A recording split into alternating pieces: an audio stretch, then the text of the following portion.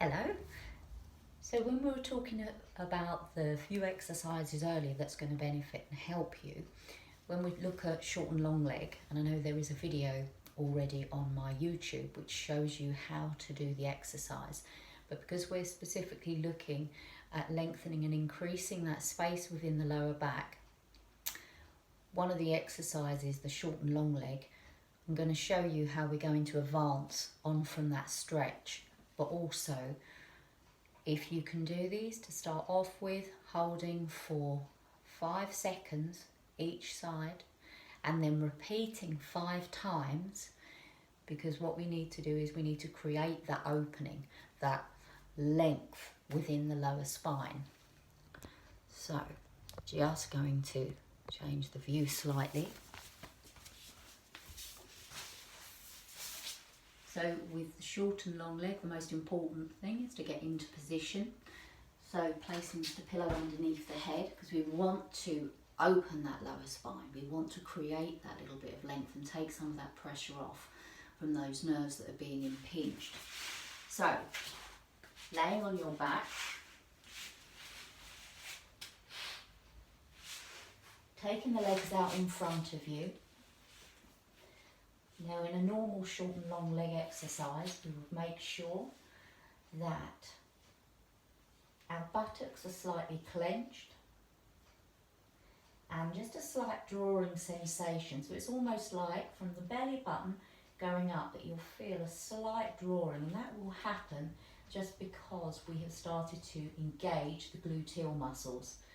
So then, placing the hands by the side, we flex the toe, flex the toes on the foot.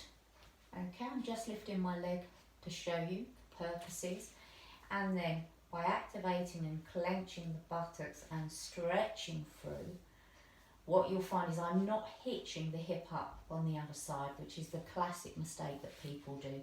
So when they're pushing that leg away, because they want to create more of a stretch, you're shortening the other side. So we're going to realign the hips. So just imagine that you have got this whole pelvis area and this region almost pinned, glued to the floor. So when I tighten the buttocks, it's lifting it slightly, it's causing the activation. So you will feel a slight pulling sensation going up. But if you contract the abdominals and contract the buttocks at the same time, it's not going to be appropriate for the actual stretch that we want to create. And this is looking at opening up, causing a natural self-traction into that lower spine. So when we do a basic short and long leg and we're lengthening and we're opening up, again, this is a little bit different. So hips are level, I'm tightening the glutes, and you try and tighten them at the same time. You'll find that one side will want to tighten more than the other.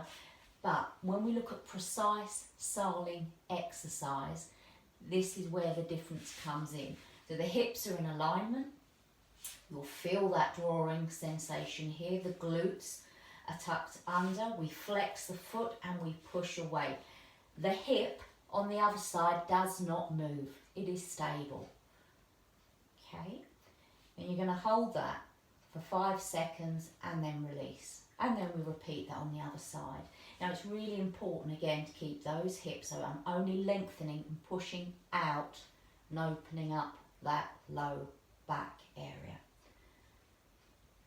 And then just wriggle the toes. So the amount of reps and the variation would differ per person.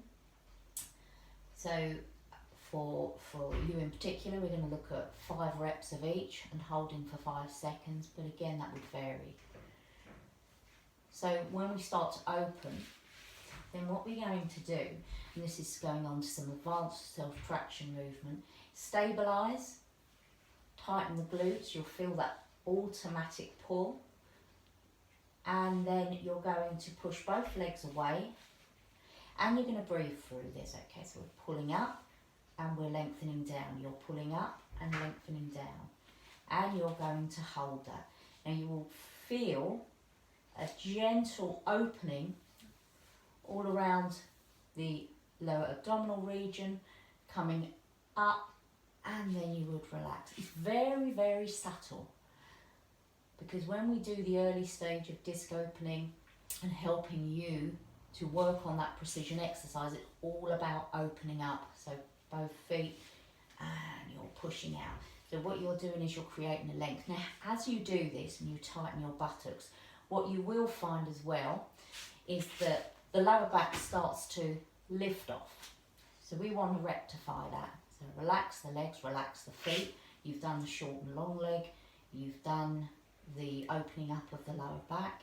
Remember, this is again looking specifically at compression loading on the lower spine. You can use this as a general stretching exercise, which we do, but this is slightly different because we're opening up. So this is more for wear and tear on the lower back, compression loading, nerve impingement, but also hip realignment.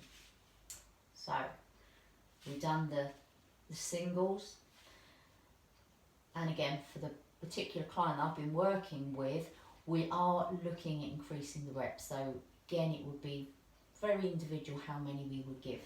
So again, you're flexing both feet, you're engaging the glutes, and I'm not squeezing the abdominals down, but what I'm doing is I'm just readjusting. So I'm pushing the buttocks up a little bit, but I am not engaging. You will feel a slight they'll do that themselves as much as what we need to stabilise.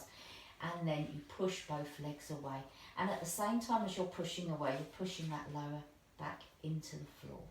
So you're creating.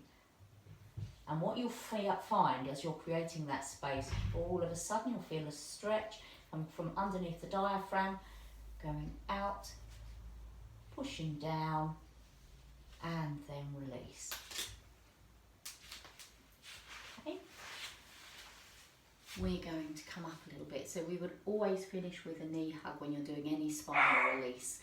There is another exercise which I'm going to go through with you at a later date, is when we would use resistance bands. Resistance band to not only strengthen, but as I say, the precision is what is key.